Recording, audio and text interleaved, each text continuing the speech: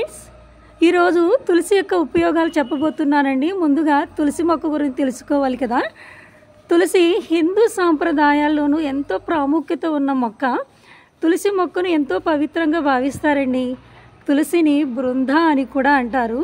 తులసి మొక్క ఇంట్లో ఉంటే చాలా మంచి జరుగుతుందని అంటుంటారండి. తులసిలో ఔషధ గుణాలు చాలా ఎక్కువగా ఉన్నాయి. తులసి ఆకులను నమిలితే నోటి దుర్వాసన పోతుంది. అంటే పూజ చేసుకునే తులసి మొక్క కాకుండా వేరే తులసి మొక్క ఆకులు కొయ్యాలండి. తులసి ఆకుల రసం తీసుకుంటే జ్వరం తగ్గుతుంది. చర్మంపై ఉన్న అలర్జీ కూడా తగ్గిస్తుందండి. తులసి రక్తంలో షుగర్ లెవెల్ని తగ్గిస్తుంది.